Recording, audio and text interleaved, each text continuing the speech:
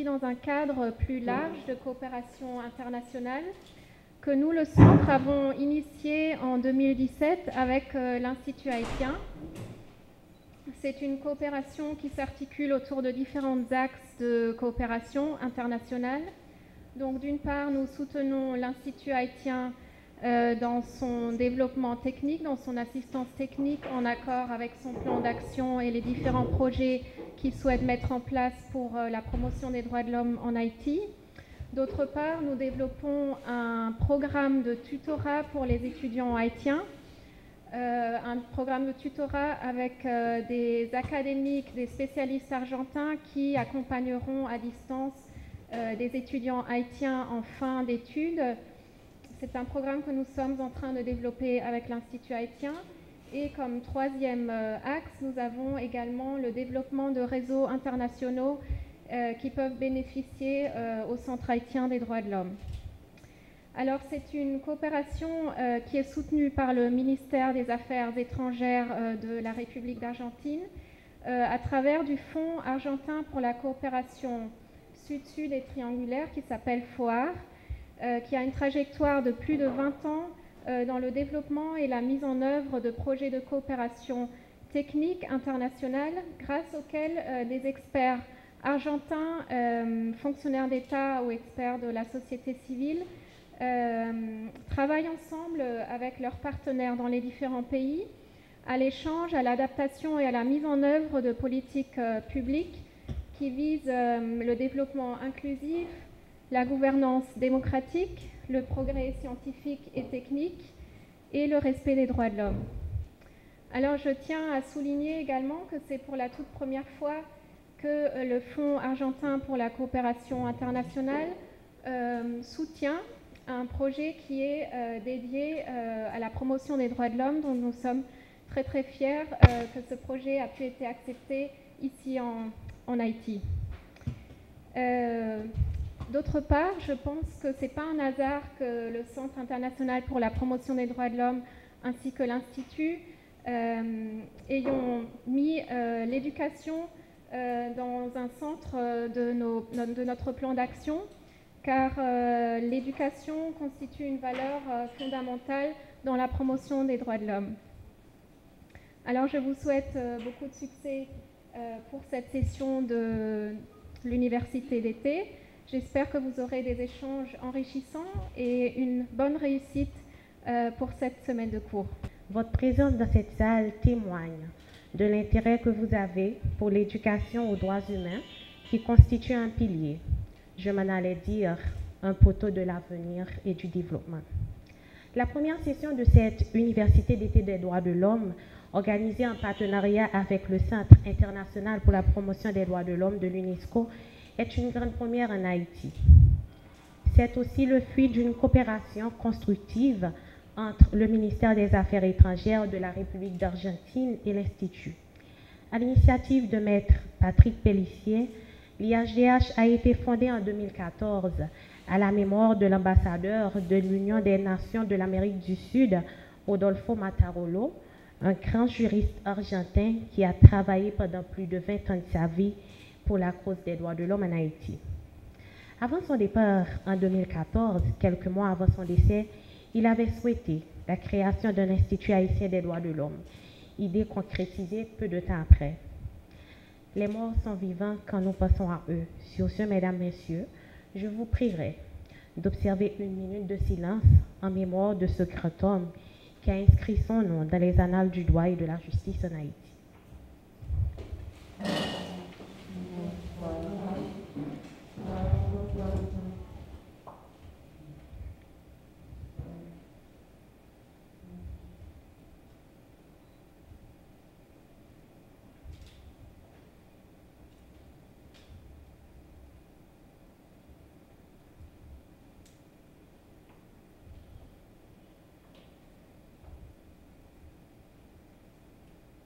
Merci, mettez-vous. Je sens sa présence parmi nous ce matin. Si Nelson Mandela pense que l'éducation est l'arme la plus puissante qu'on puisse utiliser pour changer le monde, Kofi Annan, ancien secrétaire général des Nations Unies, eut à dire lui-même, et je cite, L'éducation aux droits humains est bien plus qu'un sujet de leçon ou que le thème d'une journée. C'est un processus qui vise à ce que chaque citoyen soit équipé pour vivre sa vie dans la sécurité et la dignité. Continuons ensemble à faire le nécessaire pour que les générations futures aient une culture des droits humains et à promouvoir la liberté, la sécurité et la paix dans tous les pays. Fin de citation. Cette culture des droits de l'homme dont parle Kofi Annan est la mission dont l'Institut a fait sienne en Haïti à travers ses activités académiques, notamment les jeudis des droits de l'homme, je précise, qui sont des conférences débats organisées chaque dernier jeudi du mois sur une thématique des droits humains. Cette année, nous avons l'Université d'été des droits de l'homme. Et à partir du mois d'octobre, à partir du mois d'octobre prochain, l'Institut offrira un encadrement technique à 10 étudiants dans le cadre de la préparation de leur mémoire. La seule condition pour être éligible à ce programme est que le sujet de mémoire doit porter sur une question des droits de l'homme constituant une préoccupation nationale ou internationale. Les deux dernières activités précitées sont des partenariats entre l'Institut haïtien des droits de l'homme et le Centre international pour la promotion des droits de l'homme. La coopération qui se développe entre ces deux institutions reflète le progrès à l'échelle mondiale. Chers membres du CPIDH, l'IHDH continuera à promouvoir non seulement l'éducation des droits de l'homme, mais aussi cette coopération qui se développe entre nous, caractérisant les valeurs de paix, le respect des droits de la personne, la diversité, l'inclusion et l'interculturalité en fonction du transculturalisme. Et ceci encore, notre partenariat est essentiel. Une amitié forte requiert du travail et une grande volonté d'aller de l'avant. Déjà, l'accord pour organiser toutes ces activités conjointement témoigne de cette volonté de bien faire qui caractérise le progrès. Ce partenariat est à la hauteur de nos valeurs et de nos ambitions communes. Pour revenir au sujet qui nous réunit aujourd'hui, l'Université d'été des droits de l'homme, le focus de ce programme sont les objectifs de développement durable selon une approche basée sur les droits économiques et sociaux. C'est le premier projet de coopération bilatérale que je dois inaugurer à Haïti en tant qu'ambassadeur de la République argentine parce que je suis arrivé en Haïti il y a 8 mois, novembre 2017. Mesdames et messieurs, cette année marque 201 ans depuis qu'Haïti a reconnu l'indépendance de l'Argentine. Haïti fut le premier pays au monde, pas seulement l'Amérique latine, du monde, à reconnaître notre indépendance. Ça a été avec Alexandre Pétion en 1817, un an suivant à l'indépendance.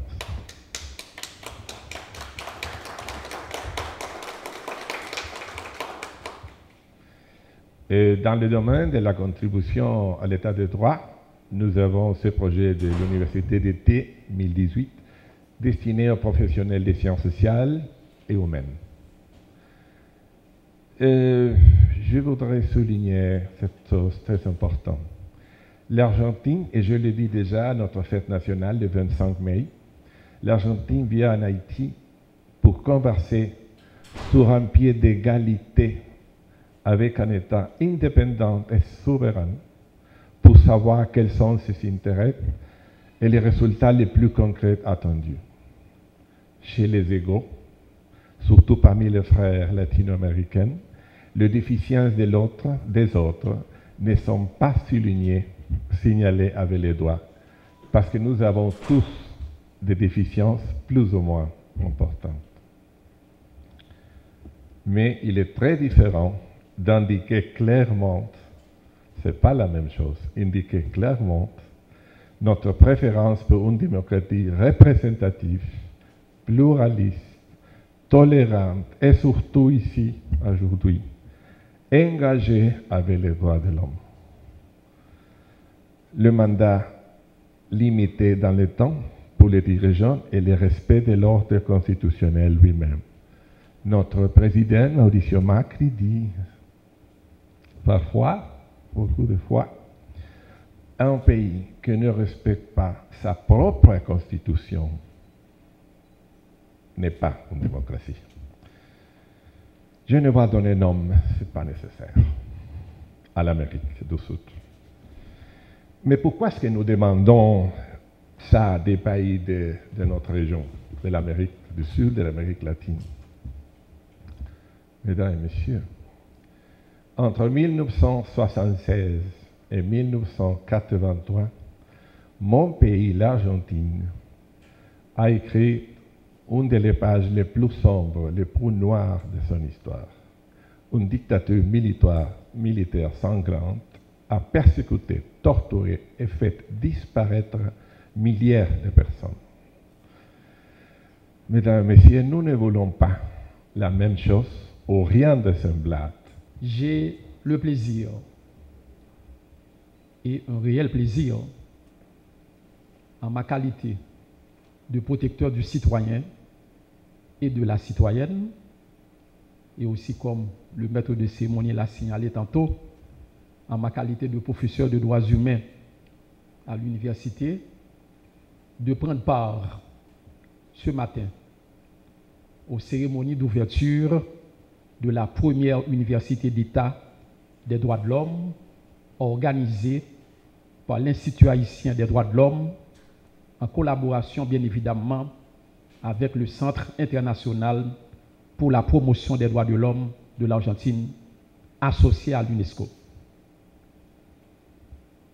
Il faut dire que quand j'ai reçu le mois dernier la correspondance de l'Institut haïtien des droits de l'homme m'invitant à prendre part, à prendre la parole à l'ouverture de l'événement de ce matin, j'ai vite demandé à mon cabinet de répondre positivement et aussi de confirmer ma présence vu l'intérêt d'un tel événement.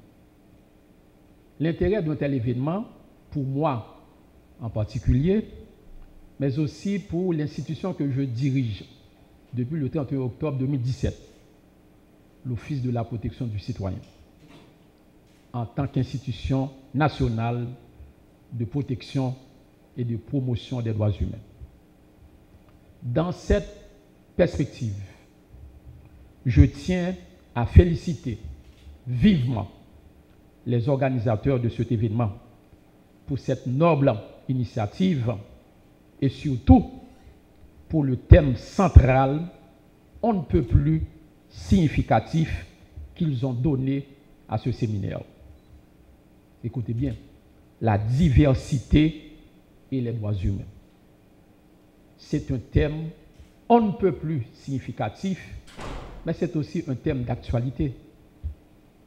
Car, comme on le sait, je n'ai pas besoin de m'étendre trop lorsque nous sommes en Haïti, mes très chers amis, à entendre parler de droits de l'homme à la radio, à la télévision, dans les grandes conférences, à travers des reportages, à travers des enquêtes, eh bien, le plus souvent, on a toujours tendance à mettre l'accent sur les droits civils et politiques, les droits que l'on appelle couramment, dans le langage des droits de l'homme, des droits de la première ou de la première catégorie des droits de l'homme, et négliger, malheureusement, les droits économiques, sociaux et culturels. Chez nous, et c'est bien dommage, parler de droits de l'homme, c'est voir seulement la question de la liberté d'expression, c'est voir seulement la question de manifester, c'est voir seulement la question de la liberté de la presse. Mais on le sait que en droits de l'homme, certes, il y a les droits civils et politiques, mais il n'y a pas que ça. Donc, la diversité et les droits humains, dans le cadre de cette formation initiée par l'Institut haïtien des droits de l'homme, est donc un thème d'actualité, un thème significatif dans la mesure où les intervenants, les professeurs haïtiens et étrangers qui seront avec les participants et les participantes vont mettre l'accent sur le côté de l'indivisibilité ou de l'indissociabilité des droits de l'homme. Félicitations donc aux organisateurs de ce séminaire. L'OPC, en sa qualité d'institution nationale de promotion et de protection des droits humains, supporte donc, mes chers amis, cette initiative. Nous avons besoin d'une culture des droits de l'homme. Il faut miser dans l'enseignement des droits de l'homme, comme l'a dit tantôt le maître de cérémonie, comme l'a dit aussi la représentante du Centre international pour la promotion des droits de l'homme. Nous avons besoin de l'enseignement des droits de l'homme.